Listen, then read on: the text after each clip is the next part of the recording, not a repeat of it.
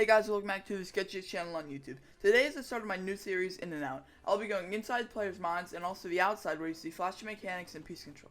Anyways, let's get right into the video. I'm going to be looking at Deyy, Mero, and Reverse's best games and point out what they are thinking and doing since they are two-time FNCS champions. In this first fight, Mero decides to get an AR beam and gets a lot of pre-fight damage off, which gives him the advantage. From there, the trio starts pressuring the walls with their ARs, keeping a safe distance and getting a few tags through the wall. Here, Mero goes for piece control and it doesn't work, but then his teammate ends up walking right into him and gets a pump shot off and easily kills his opponent and now has a massive advantage in this fight. Then what they do is throw the body back into their own builds, shake them down, and finishes them. While Mero does that, Deyy goes out and looks for the enemy and shoots a gas can and goes for piece control. From here, Mero jumps into his box after Reverse got him very low, shakes on his opponent, and Reverse gets really good tags on him with the infantry rifle and finishes him off. Now Reverse is looking for good positioning and goes to a cabin which will set them up very good if they pull next zone. Even if they don't pull, Reverse knows that they'll leave with more materials than they started with. Now that they sort of pulled zone, they have a semi-free rotation as there is only one team to the left of them and they are on dead side. Once they are spotted, they know that the other team is in zone and can hold them all game. So they start going to zone and use a pre-built harp to get underneath the enemy so they cannot get sprayed as easily. Here they're split, but luckily someone gets into Mero's box and he's one tap, so he gets a loot and tries to regroup with his team since they are separated. Here Deyy goes down, and since the builds are all Deyy's,